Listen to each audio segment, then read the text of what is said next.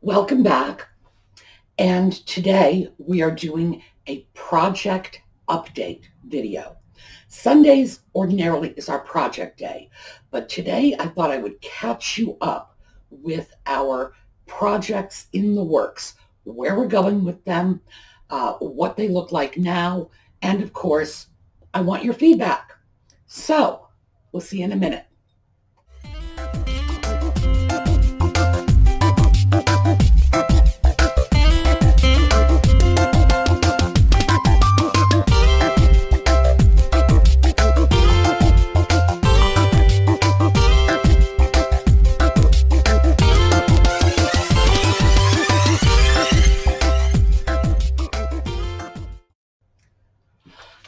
All right, before we get into this, how about we take our dear Portuguese friends off to the theater?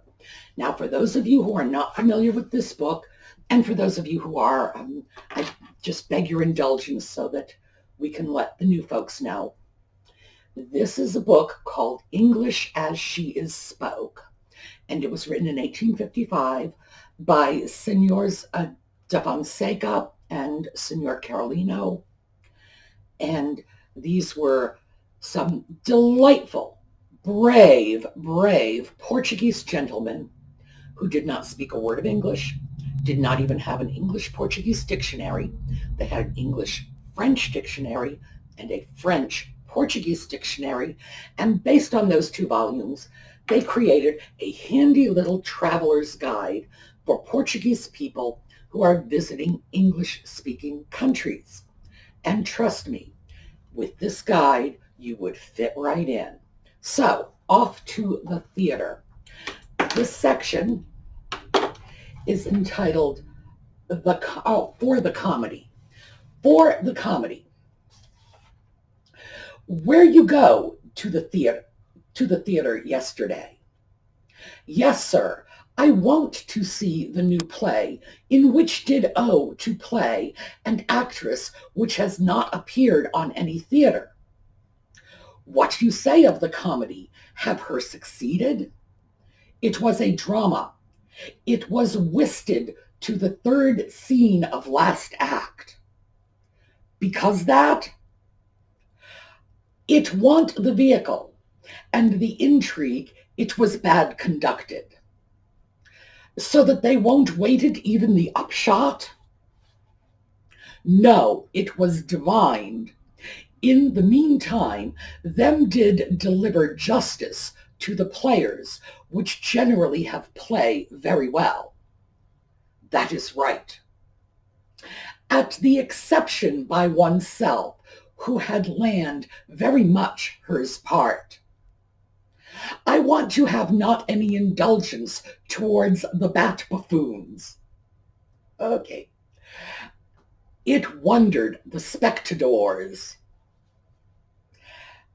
Now, I'm not clear about what a spectador is, but this whole bat buffoon thing, boy, that's really going to set me on a new one. I think from now on, anything I find exceptionally ludicrous or funny is going to become a bat buffoon. As you can see, they fit right in. Okay, projects. You remember our lamp. This was the lamp that was covered in copper paint.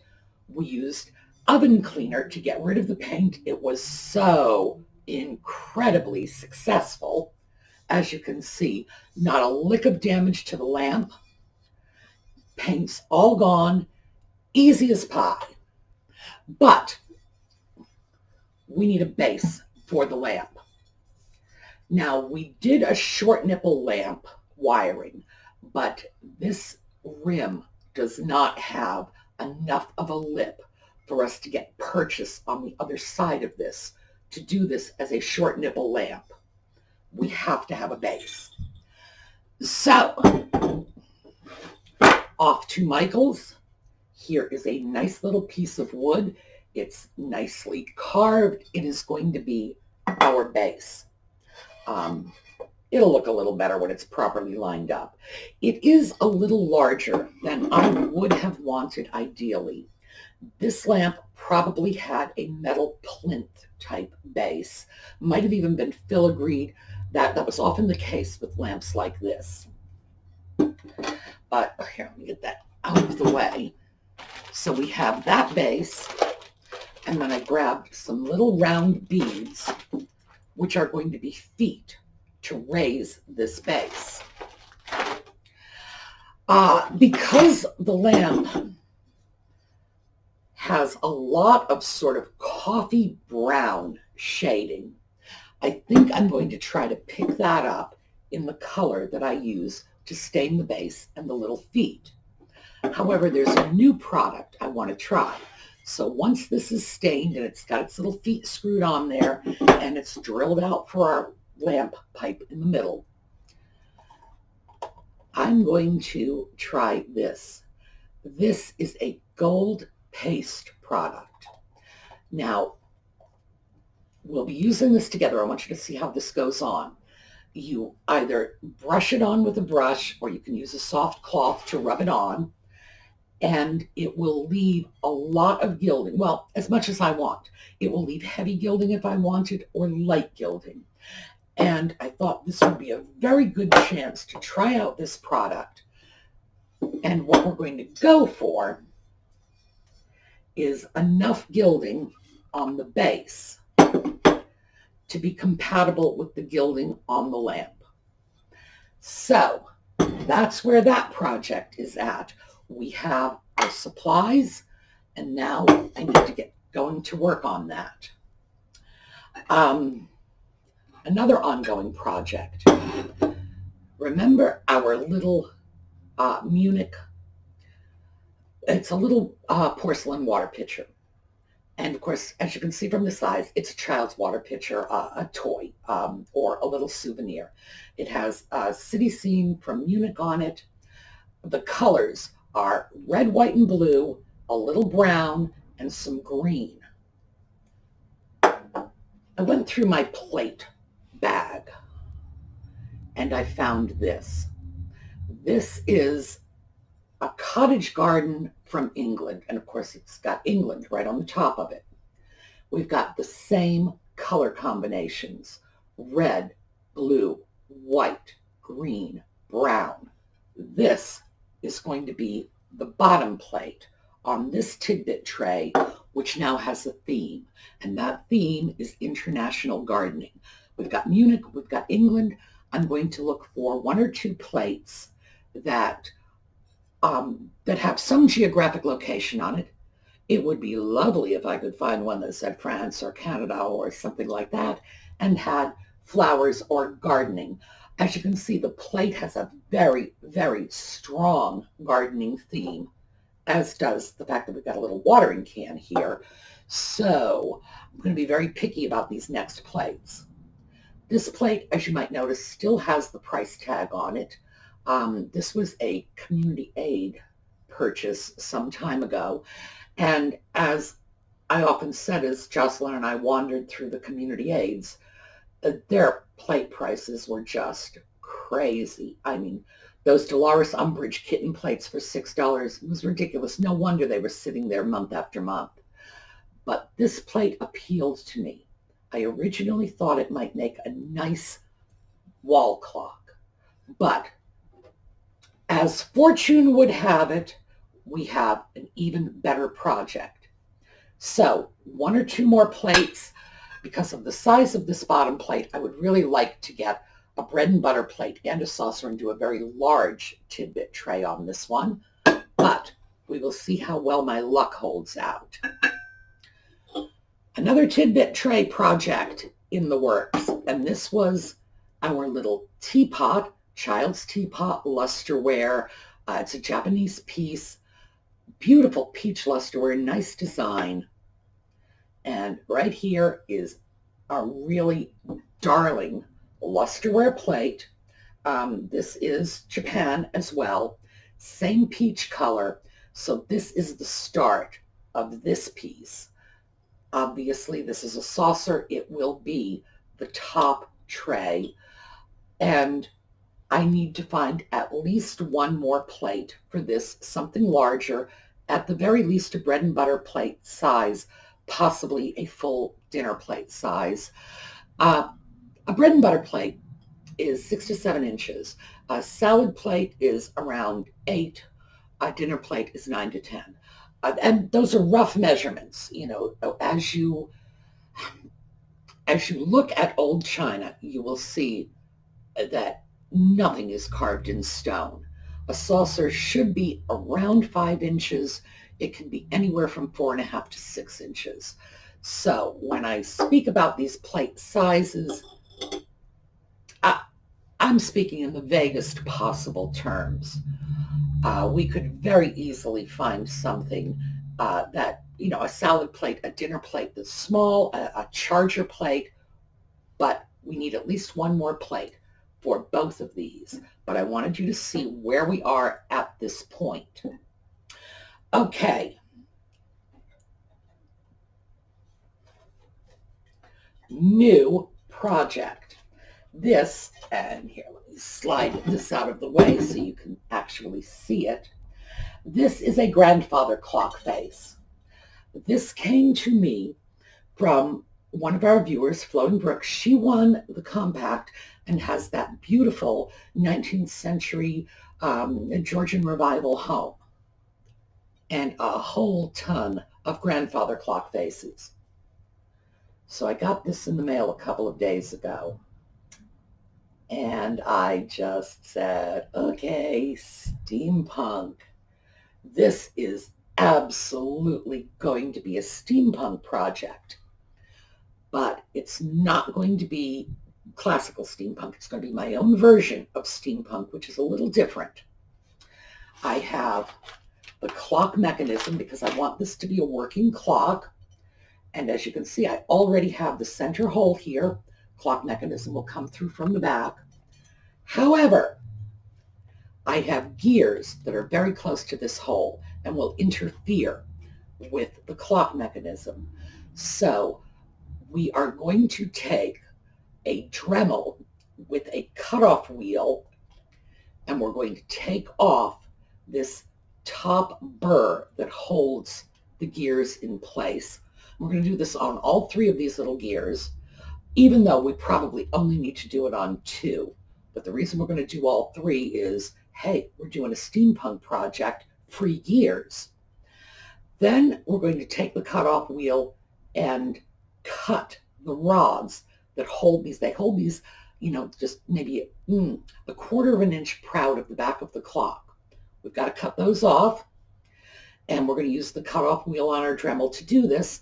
And this, when we do that work, it's going to be a let's use our Dremel project, because we're going to use our cutoff wheel and we're going to use our grinding bits to take the edges off, because the last thing we want is someone to end up cutting their fingers on the edge. Also, let me show you this so you can see. We have these rods. They all have to go. Once again, the Dremel cutoff wheel is going to do that for us. So that will be part of our Dremel project. And I hope you've noticed this. See this little floating piece here? We can put up a little sun face and a little ship, and it's just so delightful. While the back of it looks like a blade to a circular saw. When I saw that, all I could think of was Dudley Do-Right, Miss Nell, and Snidely Whiplash at the sawmill. Oh my goodness, we have to deal with that. Now, how we are going to deal with this is a very simple sort of low-tech fix. I'm probably just going to cover this with duct tape. It's not actually a saw bit, it's a gear. Nevertheless, I could easily see someone grabbing the clock and hurting themselves on it. We don't want that. And given the fact that we do want the piece, I'm thinking the easiest way to do it is just to get some duct tape over it and make sure that these little, saw blade pieces are not exposed. Down and dirty, yes. Could we do a better job if we thought about it? Yes. Am I open to your suggestions on how to deal with this? Yes. So that's another reason we're talking about the projects at this stage. And then once we have that done, we're going to have our clock hands in here. I am going through my gear box, and I keep boxes of little gears, and I'm going to be looking for at least one very lightweight, very thin, lightweight gear. I may end up getting it from some watch parts to put on one of the hands, on the hour hand. So it'll have a little gear on it too. It needs to be lightweight because the clock mechanism needs to be able to move it smoothly around the clock. So if it was a very heavy piece, it would interfere with the workings of the clock. So we're going to have our hands, we're going to put a gear on it, and then we are going to embellish this. This is going to be a fun project. It's going to be an easy project. And of course, when we're done, I'm hoping it'll be a nice giveaway project. Okay, speaking of giveaways, let's start with this. This is the Tidbit tray. This giveaway is currently going on. This is the twin of the Tidbit tray I gave to Jocelyn, the congratulations on 100,000 subscribers present. I neglected to mention yesterday that the giveaway was still going on. So because of that, and that was my bad, I'm extending the giveaway until Tuesday the 5th, 8 o'clock in the morning. So you will have all day Sunday. This video will be airing on Sunday, and all day Monday to get your entries in for the Tidbit tray. And now this. This was the first of our Tidbit tray giveaways. And we are going into about a month on this one. This is our last week. By next week, if the winner has not responded, I'm choosing another winner. And I want to throw that out to you folks. How long do you think it is reasonable to wait for a contest winner to claim their prize? I've just been sort of playing it by ear because I want to give people enough time, but this impacts you because you've entered the contest, you know a winner's been announced, and you're watching week after week and nobody's claiming it.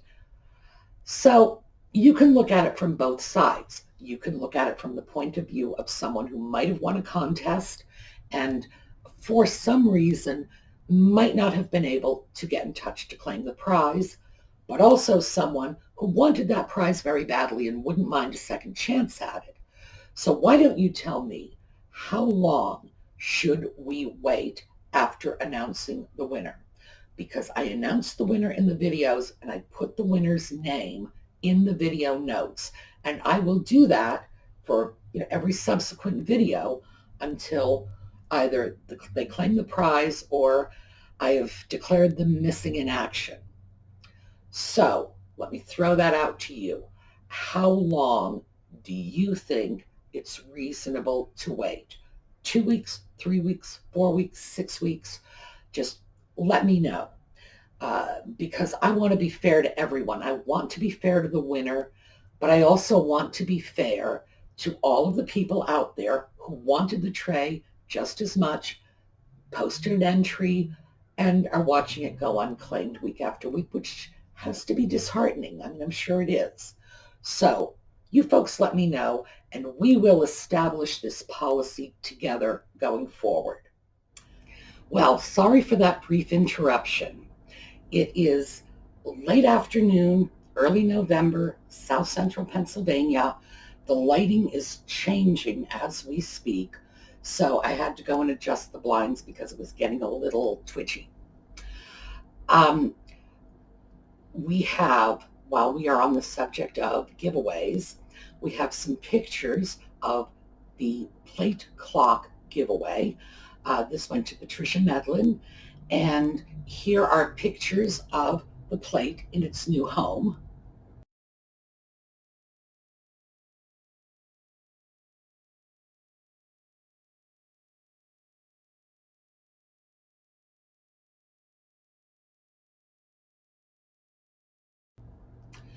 And Patricia mentioned that the glue that came on the back of the clock numbers, as you can see here, there's clock numbers right here, and they come pre-glued.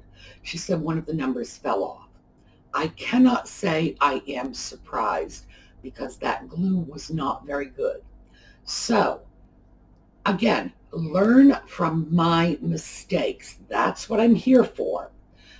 Next time I do that, I am going to use that 3M foam double stick, outlast the apocalypse. Cockroaches are not as strong as this tape. And cut little slivers and use that to mount the numbers. Because I believe I mentioned, what did I mention? I don't know. If I did, forgive me for repeating myself, write it off to old age.